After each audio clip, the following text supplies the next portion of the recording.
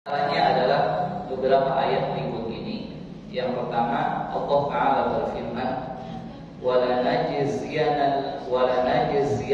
الَّذِينَ صَبَرُوا أَجْرَهُمْ بِأَحْسَنِ مَا كَانُوا يَعْمَلُونَ. Dan kami pasti akan memberikan balasan kepada orang yang sabar dengan pahala yang lebih baik dari apa yang telah mereka kerjakan. Juga dalam firman-Nya yang lain, Salamun alaikum bima sabartum fa ni'ma 'uqbad dar. Selamat sejahtera atas kalian karena kesabaran kalian, maka alangkah nikmatnya tempat kesudahan kalian itu, yaitu surga. Bapak Ibu, orang yang memiliki sifat sabar bukanlah dia berarti orang pengecut. Orang yang memiliki sifat sabar bukan berarti dia adalah orang yang lemah dalam bertindak, dalam berucap, maupun dalam mengambil keputusan.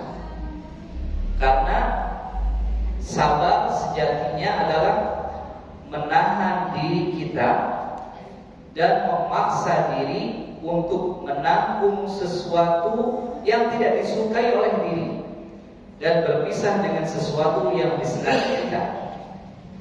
Nah, sabar ini juga termasuk kewajiban dari hati. Sabar yang merupakan kewajiban dari hati ini terbagi menjadi 3 macam. Yang pertama adalah sabar dalam menjalankan ketaatan yang Allah Ta'ala bebankan kepada kita, yang Allah Ta'ala wajibkan kepada kita. Pada pagi hari itu suhu dingin di sebagian tempat, ya. Tetapi kita harus sabar dalam melaksanakan perintah Allah. Kita paksa diri kita untuk menahan dinginnya udara dan mengambil air wudhu, kemudian melaksanakan sholat subuh. Di pagi hari juga adalah kalau nafsu kita cenderung ingin tidur, ngantuk dan sebagainya. Tetapi kita harus memaksa diri kita untuk menjalankan kewajiban yang Allah Ta'ala bebankan kepada kita, yaitu sholat subuh. Maka kita pun memaksa diri kita untuk menjalankan ibadah sholat subuh ini. Dan kita lakukan ini karena semata-mata kita mengharap ridho Allah, ingin masuk surga, atau takut kepada azab Allah. Tiga-tiganya boleh. Boleh dengan alasan apapun. Tiga-tiganya ini boleh. Dengan alasan kita takut kepada siksa Allah, dengan mengharapkan pahala dari Allah, dengan mengharapkan ingin masuk surganya Allah, boleh. Karena semuanya adalah karena Allah. Inilah yang dimaksud dengan sabar yang pertama, yaitu sabar dalam menjalankan kewajiban yang Allah Ta'ala bebankan kepada kita. Mengapa saya sebut bebankan? Karena memang wajib, kewajiban. Yang kedua, Bapak Ibu sekalian, adalah sabar dalam menahan diri untuk tidak menjalankan atau melakukan segala sesuatu yang Allah Ta'ala harapkan bagi kita. Bapak Ibu, nafsu manusia itu, nafsu kita itu umumnya mencintai dan menyenangi hal-hal yang diharapkan dan dilarang oleh Allah. Ya. Siapa yang tidak tergiur dengan riba? Ketika kita kesulitan, maka ada jalan terbentang di hadapan kita, apa? Pinjaman bank. Kita meminjam dari bank 100 juta, 10 juta, 200 juta gampang Pak. Dengan apa? Dengan jaminan mobil kita, dengan jaminan sertifikat tanah kita. Coba kalau kita pinjam ke orang, dikasih nggak segitu? Pikir lagi orang. Ya, sekalipun mobil kita tidak seharga dengan jumlah uang yang kita pinjam dari bank, tapi bank sanggup memberikan kepada kita. Mengapa? Karena di situ ada gharar, karena di situ ada riba.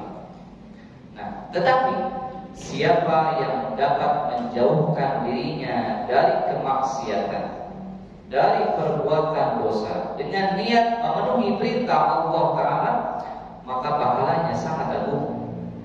Para ulama mengatakan bahwa meninggalkan satu maksiat itu lebih utama daripada melakukan 1000 kesunahan. Mengapa? Karena meninggalkan satu maksiat itu hukumnya wajib, sementara melaksanakan kesunahan, melakukan kesunahan itu hukumnya sunnah.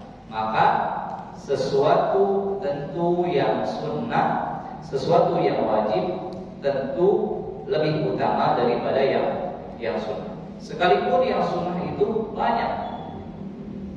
Bahkan sebagian ulama lagi mengatakan bahwa siapa orang yang dapat menjaga pandangan matanya ini, pandangan mata kita, dari melihat aurat-aurat perempuan yang tidak halal baginya, maka pahalanya itu lebih besar daripada melakukan 1000 rakaat salat sunnah.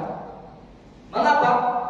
Karena sabar dalam meninggalkan sesuatu yang haram menuntut kita untuk berjuang dengan perjuangan yang luar biasa, yaitu yang pertama, perjuangan melawan setan yang selalu menghiasi kemaksiatan di depan mata kita itu seakan-akan dia adalah sesuatu yang sangat indah dan sesuatu yang sangat mempesona.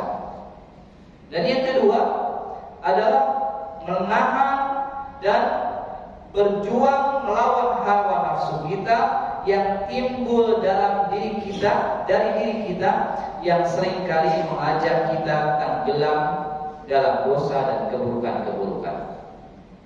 Ini yang kedua adalah sabar dari melakukan perbuatan yang haram, sabar dari sesuatu yang diharamkan oleh Allah Ta'ala. Dan yang ketiga adalah sabar dalam menghadapi musibah yang menimpa. Bapak Ibu sekalian, musibah itu kalau kita hadapi dengan sabar, maka itu dua yang akan kita miliki. Yang pertama akan meninggikan derajat kita, dan yang kedua akan menghapuskan kesalahan-kesalahan kita atau dosa-dosa kita. Musibah itu banyak. Perlakuan buruk orang lain kepada kita itu musibah. Punya tetangga jelek itu musibah. Anak yang tidak nurut kepada kita itu musibah. Apa lagi? Juga penyakit yang kita derita itu musibah. Kemiskinan yang menimpa kita itu musibah. Kecelakaan yang kita alami itu musibah. Kemalingan yang kita alami itu musibah. Kehilangan harta benda itu musibah. Kebakaran, tertimbun longsor, kebanjiran dan sebagainya, itu adalah musibah. Tapi Rasulullah SAW bersabda tentang orang yang terkena musibah. Apa kata Nabi? Ma yusibul muslima min nasabin wala wasabin wala hammin wala haznin wala adha. Tidaklah seorang muslim itu dia tertimpa keletihan, capek dari kerja, capek mengurus anak, capek mendidik istri, mendidik anak. Tidaklah seorang muslim itu dia tertimpa keletihan, tertimpa capek, tertimpa penyakit, tertimpa kekhawatiran, tertimpa kesedihan, gangguan dan juga kesulitan.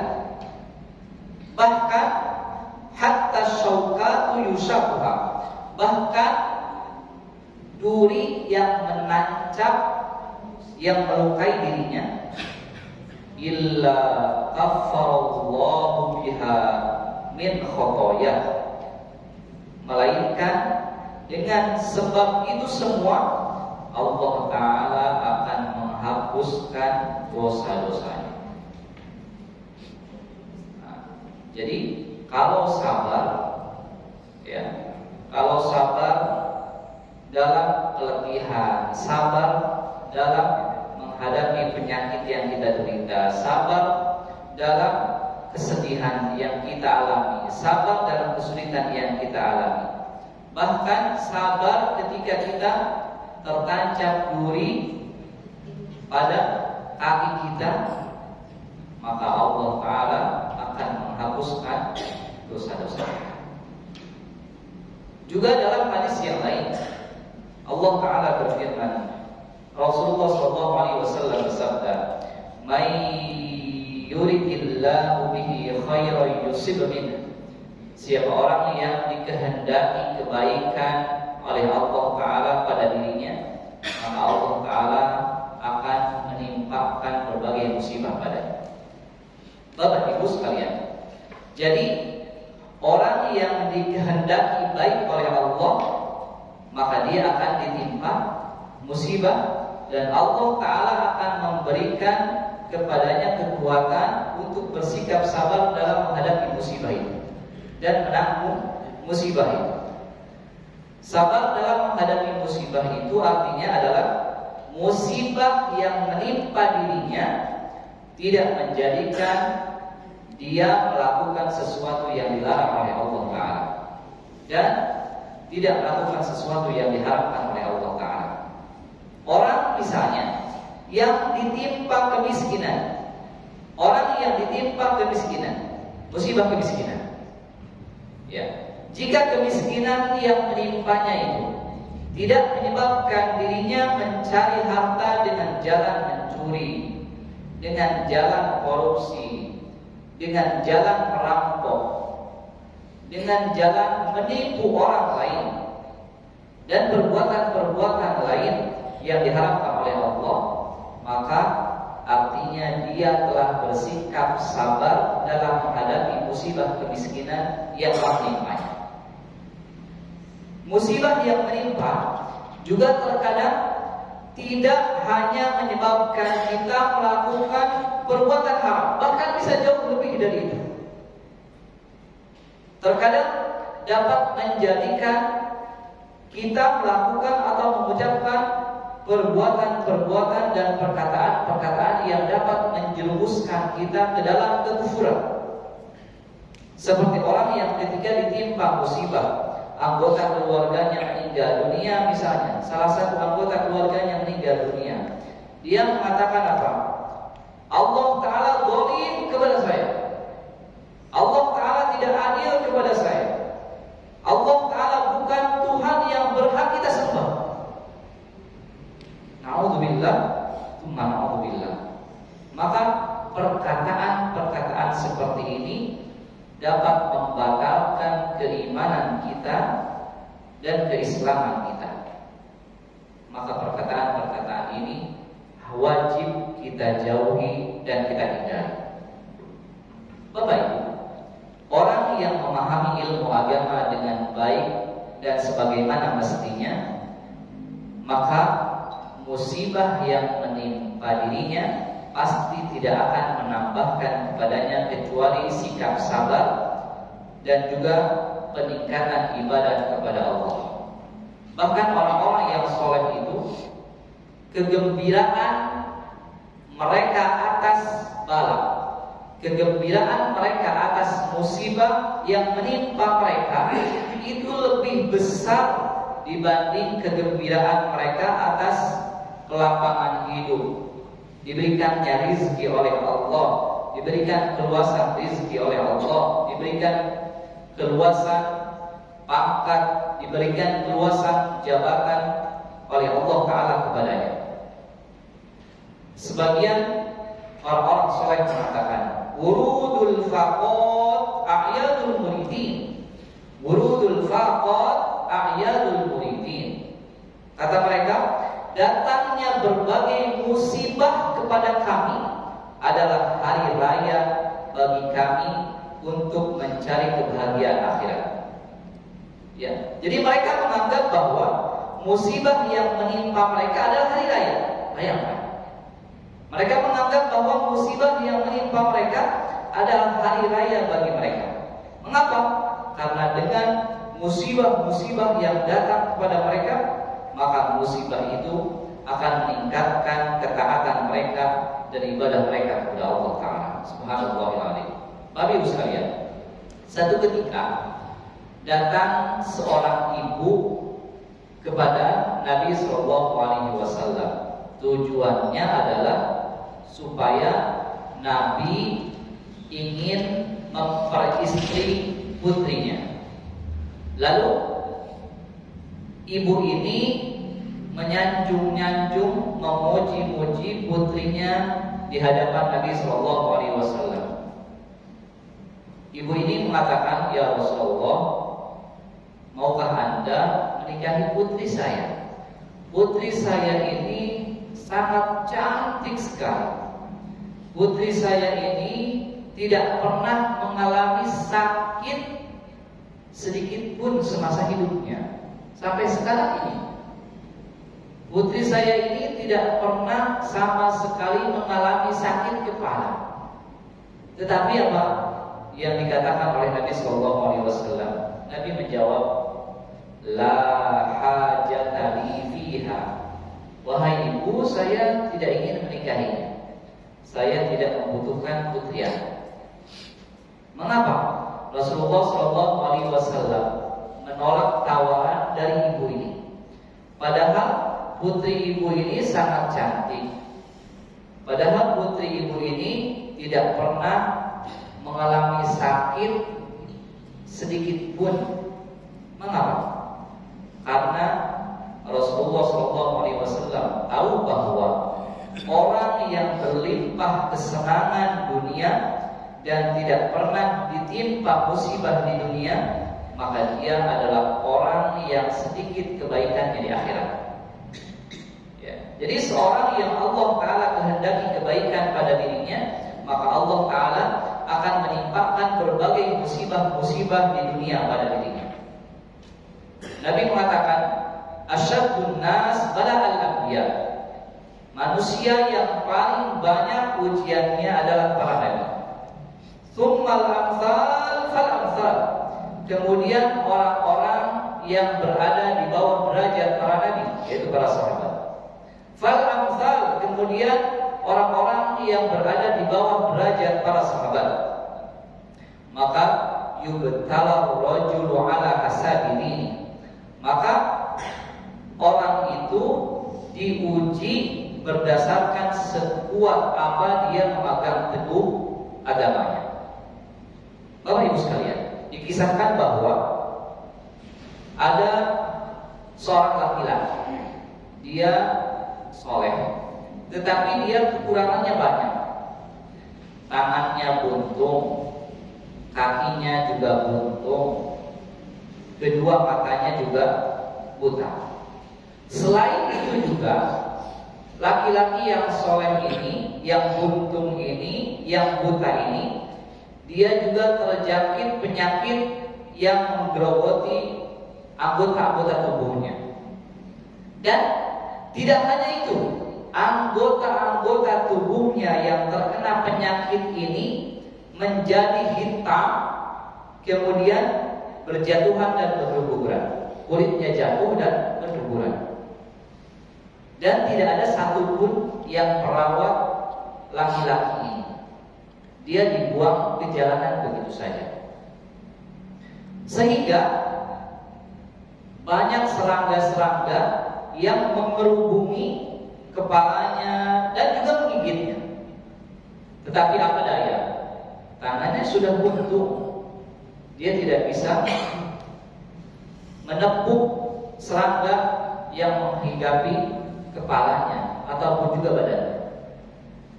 Kakinya juga buntung sehingga dia tidak bisa menggeserkan dirinya, tidak bisa berpindah dari tempat ini ke tempat yang lain. Matanya juga buta, dia tidak bisa melihat orang atau juga meminta pertolongan kepada orang. Bapak Ibu sekalian, lalu satu ketika ada beberapa orang melewatinya, dan ketika melihat orang soleh ini, orang yang buntung ini, orang yang buta ini, mereka yang lewat itu mengatakan, Masya Allah, Subhanallah, alangkah tabahnya, alangkah sabarnya laki-laki ini.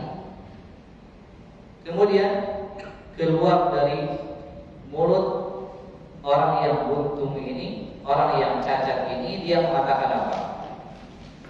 Dia memuji Allah Ta'ala, dia berdoa kepada Allah, Alhamdulillahilladzi ja'ala qalbi khashi'an. Segala puji bagi Allah yang telah menjadikan hatiku tetap khusyuk. Alhamdulillahilladzi ja'ala lisani dzakira. Segala puji bagi Allah yang telah menjadikan lisanku terus-menerus berpikir. Alhamdulillahilladzi 'ala badani 'alal bala'i sabira. Segala puji bagi Allah yang telah menjadikan badanku bersabar atas musibah ini. Ilahi law sababta 'alal bala'i sabba.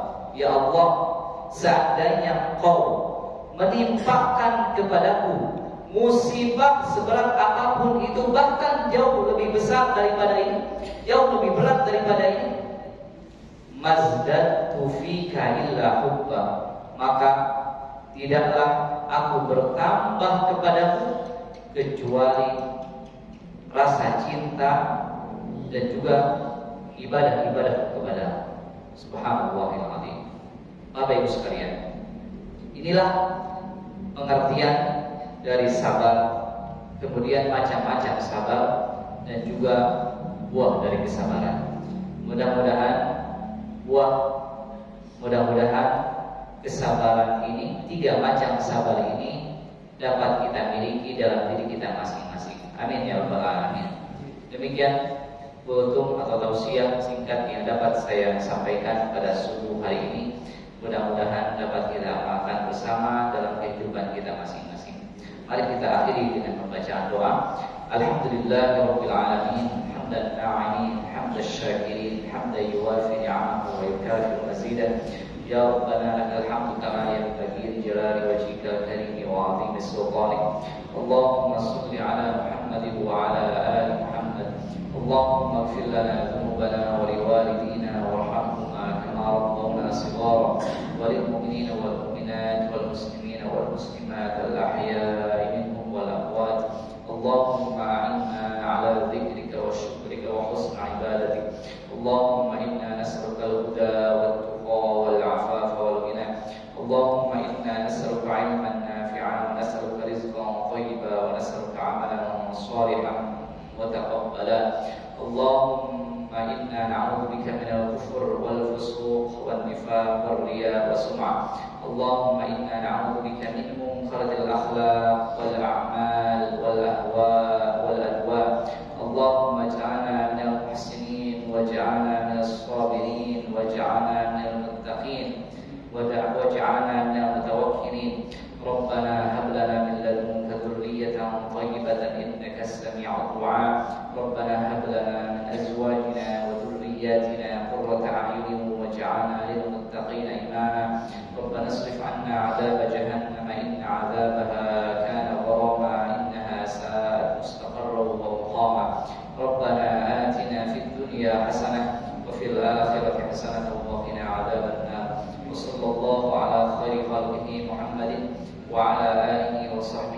ajma'in walhamdulillahi rabbil alamin.